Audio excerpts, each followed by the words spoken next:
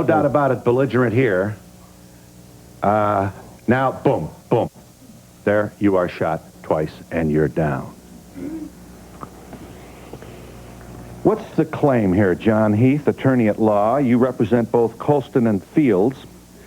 We should say that your clients were convicted on 2 counts of assault on a police officer.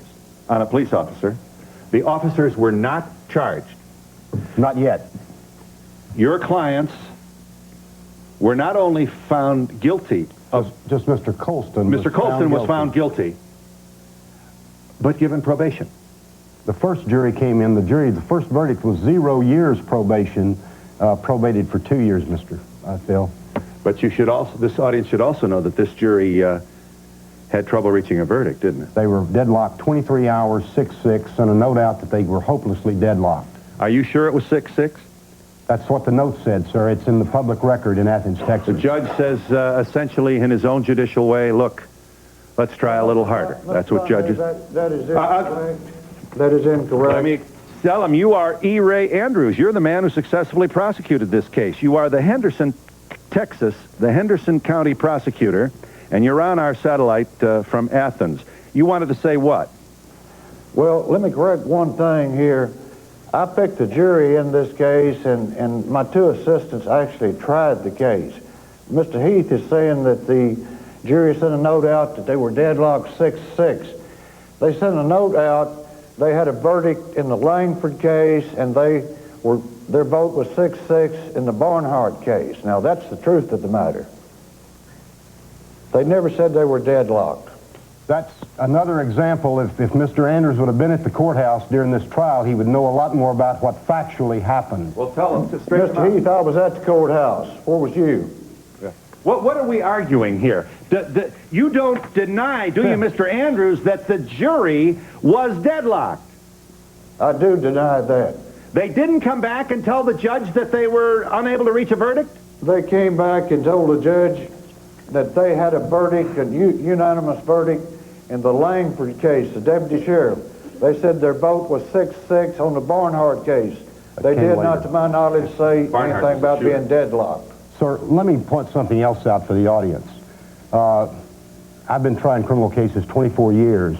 We've never had a case where a juror received a threatening phone call and the jury discussed this threatening phone call. That was put into evidence by the bailiff, who thought it was significant enough. The juror thought it was significant enough. The bailiff was called to testify, wasn't he? Yes, sir, he was.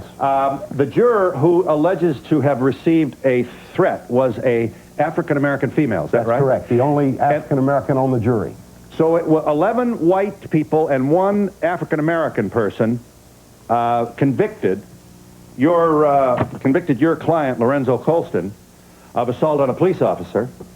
And I want this audience to understand now what happened here. This young man was given parole, probation. Probation. Means no jail time. So you did 4 days, didn't you, right immediately after the arrest? Is that right? No, I stayed in, stayed in the hospital, 9 days, and then in jail, a month. Oh, you were incarcerated for a month after your hospital. I see. All right, the prosecutor wants, I assume one of the things the prosecutor is going to say is, first of all, we have to protect our police officers. Second of all, we have this on videotape. Well, police officers are supposed to protect us. Thirdly, 12 jurors retired to the jury room and came back with a unanimous verdict, convicting you of assaulting the police officer. Nobody hung you by your thumbs. You did no prison time following that trial. And everybody feels terrible about this, including the police officers, but there was no malice and there was no malfeasance on the part of these. I don't want a record. I didn't do anything wrong but defend myself. You did not comply with the officer's demand that you lie prone on the ground. Because I was scared this officer was going to beat me over the head, and that's exactly what he did. Phil, can I say one other thing? The testimony by the second officer was, and I quote, and this is how they say it in East Texas, I thought he was fixing to get up, and I grabbed him. If you look at that, as we have several times, Mr. Colston is grabbed and pushed and then hit in the back of the head and neck. He's hit about 9 to 12 times before he ever responds. He struck 3 blows out there that night, At the state call, the only doctor called in this case was the doctor that treated Mr. Colston. The first time in the history of the United States that the officers who were supposed to be the one that were the issue in this case, no doctor came to testify what his blows did to them. There's also a report of a shotgun in the back seat of the car in which you were driving. Did that have any effect at all on the behavior of the officers? We'll ask you that question, as well as later in this program. I should remind this audience, we have more videotape of another incident. Police officers and private citizens under arrest in Texas. And the tape is not pretty. We'll be back in just a moment.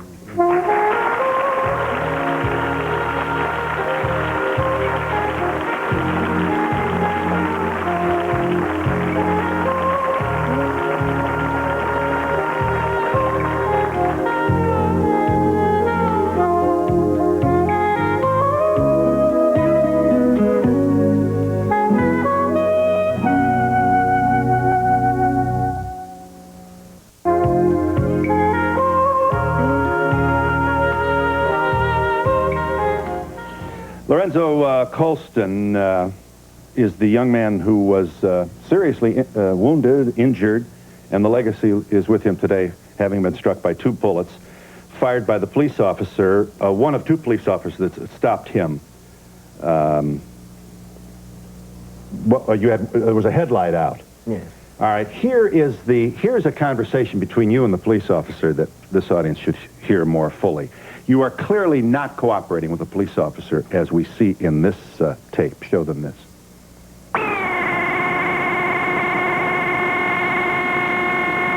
Your last name like it appears on Colston. Spell it for me. L-O-R. Colston, C-O-L-S-T-O-N. Your last name is Colston? Yes. C-O-L-S-T-O-N. First name? Sylvester. Spell it for me. S-T-V. S-T-V. S-T-V. S-T-V-R. Sylvester. Spell it for me again. Sylvester Colston. Calm down, okay? I know, but you calm down. Spell your first name. Leo Colston. What's your first name? Leo Colston. L-E-O. What is your first name? Leo Colston. What is your first name? Leo. Leo? Yeah, Leo. What's your middle name? Step right up there. What's that fellow's name? Colston. What's his first name? Leo. Leo. It better be right. Shall we? All right. That all by itself justifies no shooting. But these officers clearly see that they've got an uncooperative suspect on their hands here. No physical activity has transpired. No. This police officer probably suspected that you were inebriated. Well, he was drinking all day long by his own. Yeah, the officer did not. Said he couldn't smell anything. Yeah. That's incredible, but that's his testimony. He said he couldn't. No, sir. Uh-huh. When you're this close to each other. Now the question becomes, when can a police officer shoot you in the back? When can they beat you? Should be the first question. Well, sir, if I might say this, according to the testimony in the trial, Mr. Colston was not shot in the back, but in the side. Well, through the wallet. I think I told my wallet in my back pocket. It was not in the back. Well, he does have a hole in his left buttocks. That's the back. Well, by medical testimony, he was shot in the side.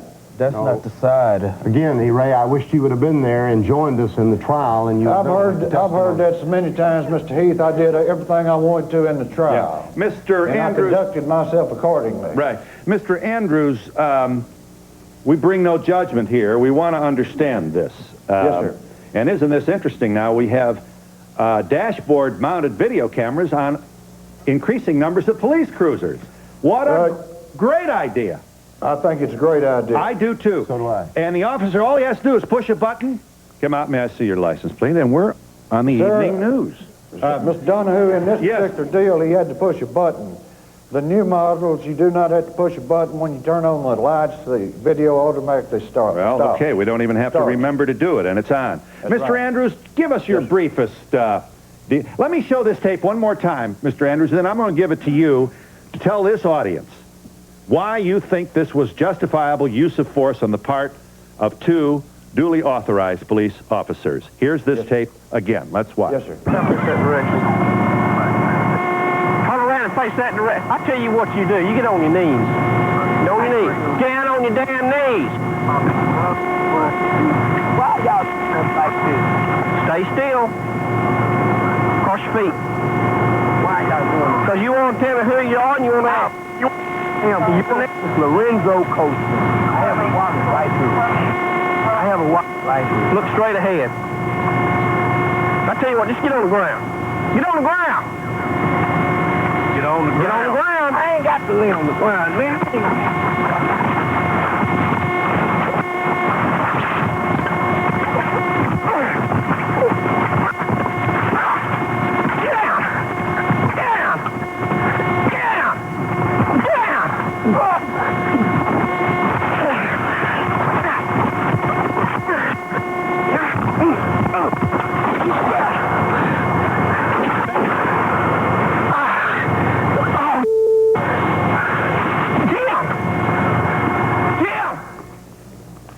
Go ahead, Mr. Andrews. You argued in court successfully that this officer was justified in his use of force.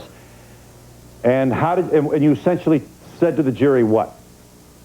Okay, sir. Our contention in this particular case was that Mr. Colston, if he had complied with the officer's commands after the officer became suspicious, after he storied or lied to the officer, didn't give him his right name, told him he was 18 years of age when in fact he was 28 years of age, told him he didn't have a driver's license when in fact he, by his own admission, had a wallet in his back pocket. Why didn't get it then? The officer became suspicious at that time.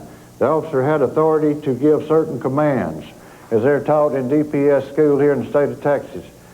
The officer gave these commands. Mr. Colston did not comply with these commands. I believe if he had complied with these commands, there would have been no problems in Henderson County on the night in question.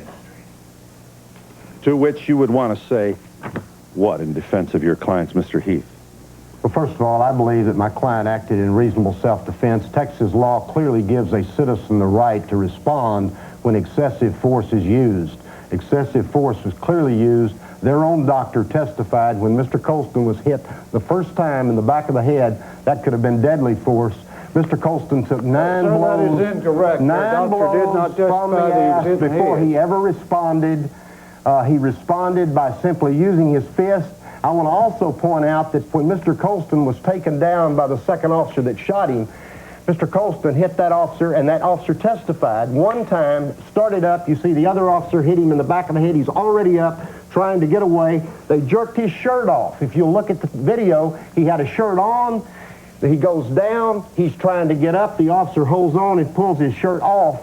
This is a man clearly trying to escape a beating with these iron or steel bars, and Texas law simply gives him self-defense rights under those circumstances. Phil. Sir, Mr. Heath got his issue on self-defense and the jury didn't buy it. That's correct. This young woman wanted to ask. I realize he wasn't cooperative, but that gives no right to hit him nor shoot him. I don't think you were any threat to those officers. You weren't trying to hit them. They hit you first. Thank you. I think you had the right.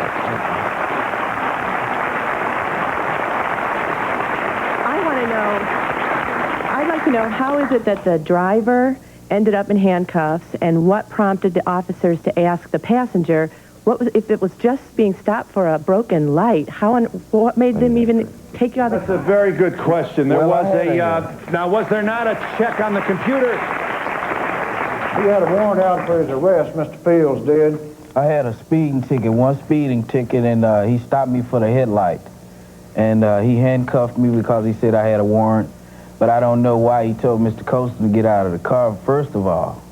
Well, if you watch the videotape, he wanted to see if someone was able to drive that car. It's customary. He never said that. I believe he did. You wasn't there that night. Tape. He never said that.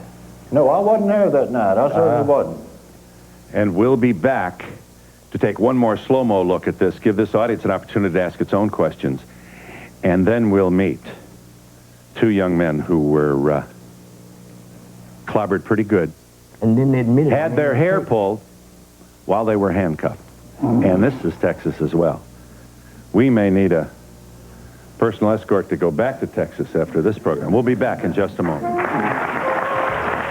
Why didn't you just lay down? and get beat on the down. ground?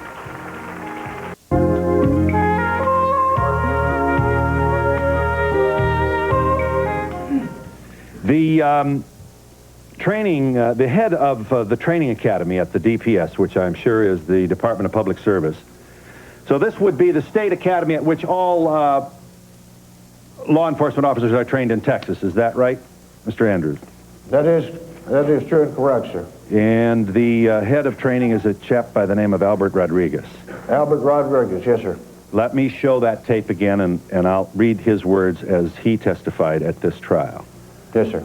Here we go. Why did this happen? Said Commander Rodriguez. Why are we here? Why? Because Colston resisted arrest.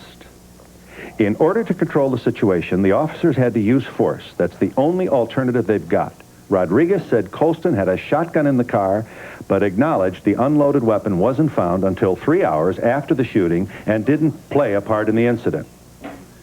This reported by the Houston Chronicle. Here, once again, Lorenzo Colston is off camera. Now he's back on. No. And we did, the shooting was not on. And it was shortly after that the shooting took place. I was just wondering, how come Colston didn't get handcuffed when he first was resisting and not telling him his name? And also, why would you have to go on the ground to be handcuffed or questioned? Well, I think you ought to address that to the officer. I have that same question. Or even to the district attorney or... Can I say one thing about Sure. Texas?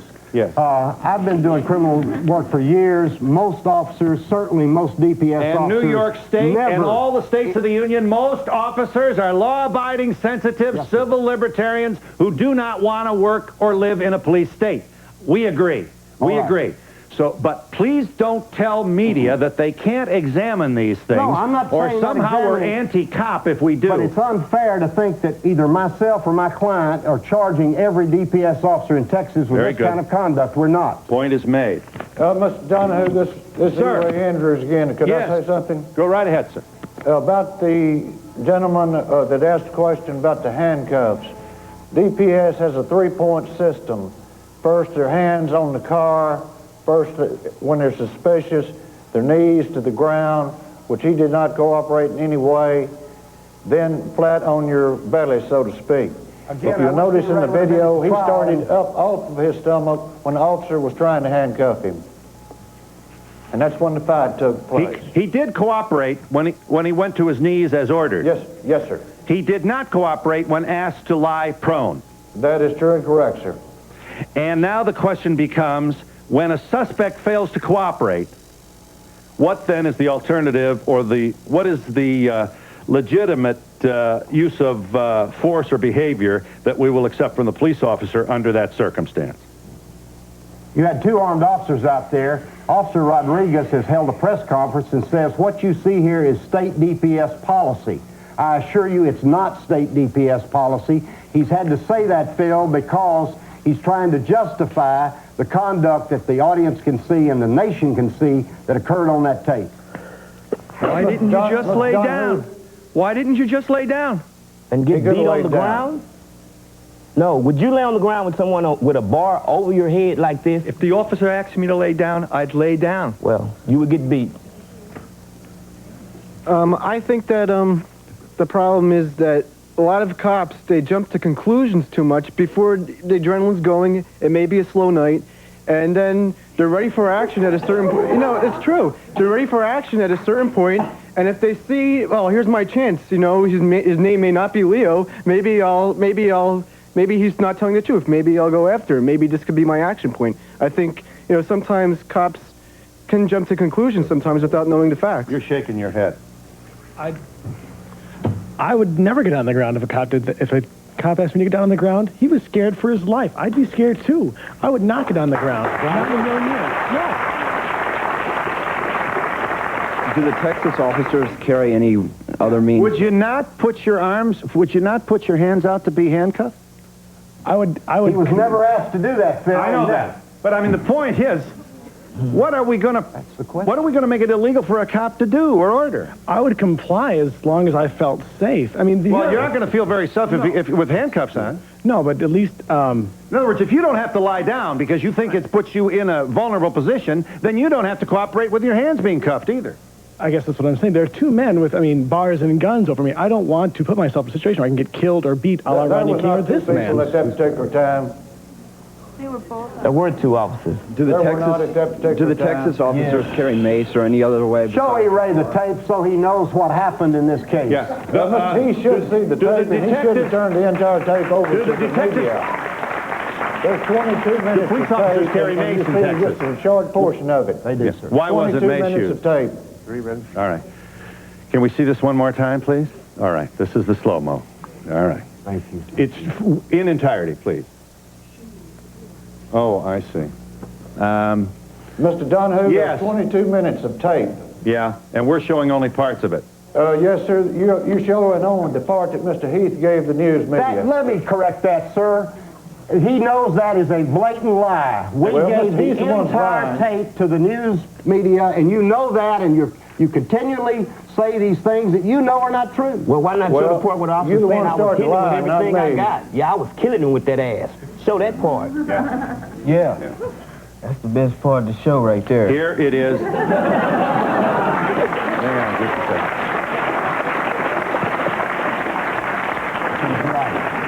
Here once more in real time. In real time. With sound. Turn around and face that direction. I tell you what you do. You get on your knees. Get on your knees. Get down on your damn knees. Why y'all like this? Stay still. Cross your feet. Why y'all doing this? Because you want to tell me who you are and you want to out. You Lorenzo Colston. I have a wallet right here. I have a wallet right here. look straight ahead. I tell you what, just get on the ground. Get on the ground. Get on the ground. Get on the ground. I ain't got to lay on the ground, man.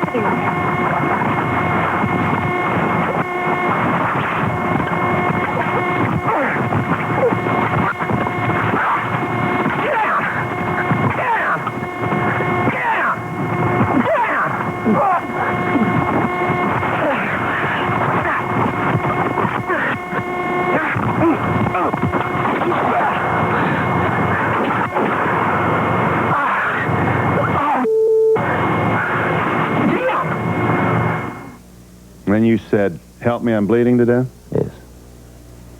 Once more, the shotgun, which was in your car, was unloaded, hidden in the back seat, not observed by the officers, and not discovered until 3 hours after the incident. Well, it's not my gun. It's Marcus' gun. Okay. I didn't know it was in there. But it became an issue because there was suggestion It that... became an issue because the state has marched it out to try to Look at how endangered hurt these this man police after officers the were. trial, sir. That's Right. why it became an issue. It's a legal gun. And we'll be back in just a moment.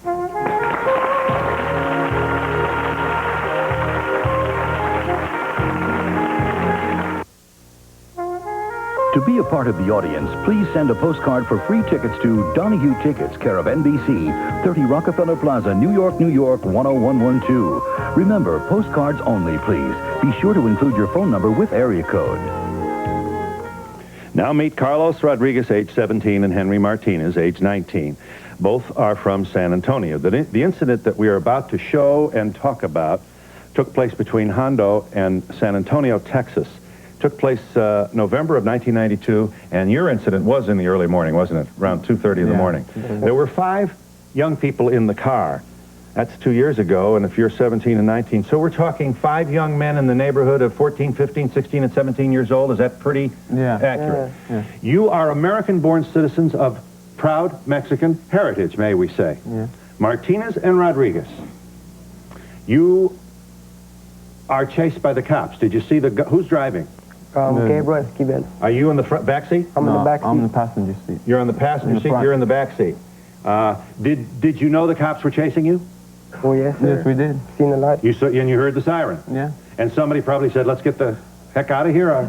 We didn't say anything. Anything like that. He chose to go And the high-speed chase, it was his problem. Right. With his passengers. Right. The high-speed chase lasted over 3 counties, did it not? Yes, sir. So you were really in... And at what speeds? Do you remember at what speeds you went to? Sure. Your passengers... And, all right, but you're...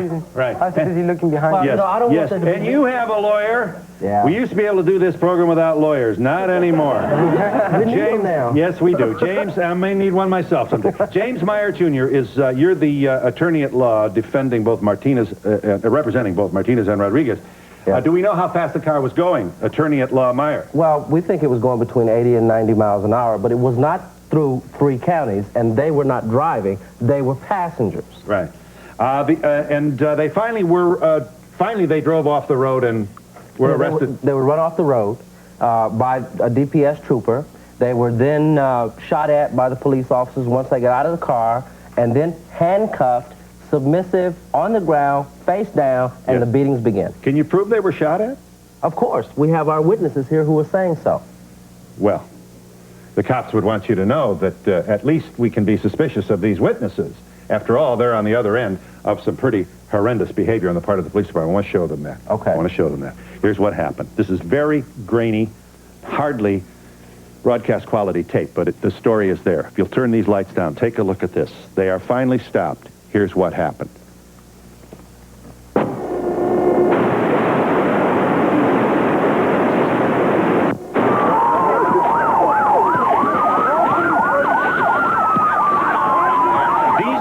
These young people are handcuffed. There's a pull by the hair. We're going to have a kick here. Bam!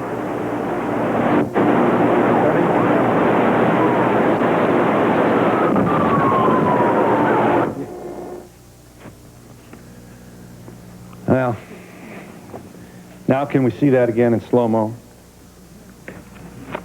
Let's see that once more. They're handcuffed, they're on the ground. Watch what happens. There's one kick. There's another kick. They're handcuffed. There's in the background, same thing. Here's a stomp. Right on top, the whole body weight. Hair. Now the hair. Pull them up by the hair. There it is by the hair. There's a shake by the hair. Now we're going to get us another kick in here. Watch the foot. Bang.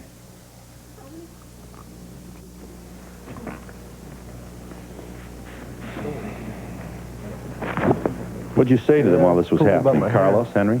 What'd you say? Well, I think what they did was wrong, and I was scared, and I didn't know what was going on, you know. So I didn't think they had every right, and we're already handcuffed, laying on the ground. So that's what happens when you lay on the ground, when an officer asks you to lay on the ground. They ask you to cooperate, and then you cooperate, and then you get that. You want people to cooperate after they see that?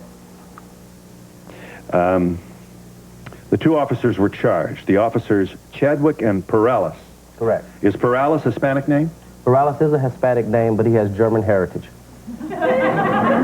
And not only that, I want to make... And you make that point because what? You want to make it... You are charging racist behavior here, are you? That's correct, but I want to make it absolutely clear that the Supreme Court of the United States of America has said that it's not the race of the police officers that matters, it's the race of the victims.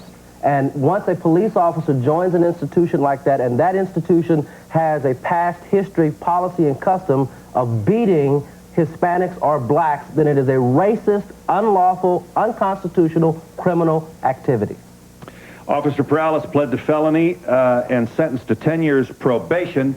Officer Chadwick pled to a misdemeanor. Both officers, Perales was removed from the police department.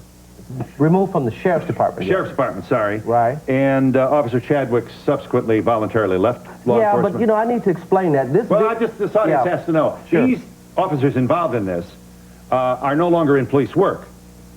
Some are no longer in uniform. No, some of them are, yes. Perales and Chadwick are not. That's correct. Okay. But there were 4 other police officers that were there that watched it, and that's another problem. And we'll talk about that when we come back in just a moment. All right. These policemen went through 2 or 3 counties at 80 miles an hour. It's up to you. They don't know what they're going to get when they stop. For a transcript of Donahue, send $3 to Journal Graphics, 1535 Grant Street, Denver, Colorado, 80203. Or call 303-831-9000. To order a video cassette for only $24.95, just call 1-800-FOR-VIDEO. Sure. Attorney at Law Meyer, we have a number of people in this audience who want to make inquiries of all these guests, so let's see if we can expedite some important information here. You are filing a $500,000 federal suit, and you want the Justice Department to be involved. So you're filing a civil suit against the state of Texas on behalf of your clients, who were variously roughed up, stomped on, while they were handcuffed. This certainly doesn't appear to be a very...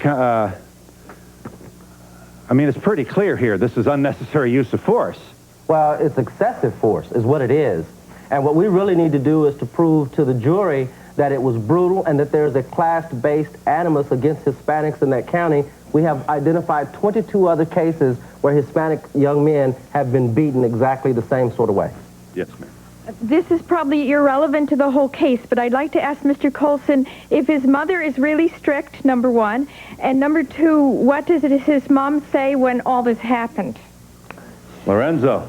She was hurt, and she raised me up very strict, yes, and God-loving, God-fearing. I think the woman is suggesting that if you had a respected authority, you would have followed the police officer's instruction, and you would have had a hand that would open today. I think that's the implication of her question. There are some members of our audience who are troubled by your failure to obey the police officer's command to lie down. That's all. Well, I think if I would have laid down, I still would have got beaten. Well, yes. But he was down on his knees. Yes. You know, and that's the first step, isn't it? Yes. So... Yeah. Yes. What other laws in Texas are regarding hollow point bullets in the pistol? They allow the police to use them, and they use them as a matter of course, and they open up and tear your big holes in your body. Yeah. Do you not agree that there was a lot of suspicion created by not giving your real name and by you all fleeing? I know you all weren't driving, but do you not agree that... Well, I corrected that. I gave him my real name and told him exactly where my wallet was. Well, but it took him a while to get it. It took him a while to get it. You made the officer struggle in the inquiry. Phil, can I make this point? Yes. This officer has been a 14-year veteran. This man was double drunk. We don't dispute that, and he is oblivious. He testified. He had no idea that this man is intoxicated. It's incredible. I mean, at least balance the equities here. And we'll be back in just a moment.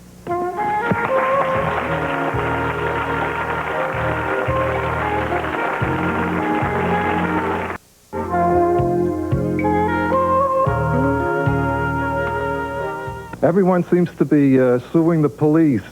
Did you two guys sue the driver of the car for putting your life in jeopardy? Well, no, let me answer that question. We have not sued the driver of the car. The fact of the matter is that has nothing to do with the fact that police officers in this situation and all across this country are beating innocent citizens. And once the American people recognizes it and starts to deal with it, then and only then can we deal with this problem. Yes. These people what? They're always putting themselves in harm's way. Why is that? Police officers are supposed to protect and serve. Yeah. They're not supposed to punish. Should we understand the gentleman to believe that you're not affected at all by the fact that these young men were raised up off the ground by their hair while they were handcuffed? Also, these policemen went through 2 or 3 counties at 80 miles an hour. It's up to you. They don't know what they're going to get when they stop the car. So it doesn't bother you that they were stomped on while they were handcuffed? It's a border. I don't know who's right. It's up to you. What kind of country? Was handcuffed and they were submissive on the ground. Your mics are open. Okay? It's up to you, sir. What kind of country do you want? If you want a country where the cops get a blank check, knock down doors, we saw that happen somewhere else in this world in the 30s. Now, it's up to you. All right, we also have a country where the #1 issue is crime. And every time somebody stops a criminal, they blame the police. He's not a criminal. And that's a misrepresentation. Well, that's the attitude that the he was in the back seat of the car. But there was somebody driving that car. You wanted to say. I just want to say that I think that it's a good idea we have the video cameras because it's helping people like you who I think are innocent. Don't call his name. Phil, can I say this? All right. I think the two attitudes really says more about what you really have here. It's what people take, the baggage they take to this video is how they interpret it. Yeah, but I'll tell you what, I have to say, it troubles me. I mean, because we have a lot of crime, it is apparently okay with some citizens that the cops beat the hell out of people who are handcuffed. That is scary. That is scary. If you allow that, the next person that's going to be roughed up by the cops is going to be somebody you love. And you are going to be so outraged that you're going to want your own Donahue show to respond to it. That's right. The people I love haven't put themselves in jeopardy. The people he loves don't break the law. There you go. Yes. Yeah, I'm in no way condoning what the police officers did, but I was just wondering what happened to the driver of the car? What happened to the driver of the car? Was he charged? Yeah, he was charged, but he was also beaten. May I say something here? Yes. Okay, like when you hit a cop, you go to jail, you go to prison. But if they hit us, we get no justice. They get probation. Mr. Andrews, I want to give you one more shot here. You're listening into some rather anti-police testimony here. You want to say, as a DA? Yes, sir. I'd like to add this. One lady asked a question about Mr. Colston's strict background, whatever, and he said it was very strict. Yes. But he admitted that he was twice legal intoxication by Texas law. He didn't show out on the road that night when one officer, I'd like for it to be known that one officer was only one there for a large amount of time. He did not cooperate in any manner, form, or fashion. When I got there, I believe, and then some other person made the comment, it was a young man earlier in the program, said, I wouldn't lay down for anybody. What's a policeman supposed to do? Say, please lay down. Please give me your driver's license. Please tell me. Your point is made. Your point is made, Mr. Anderson. We'll be back in just a moment.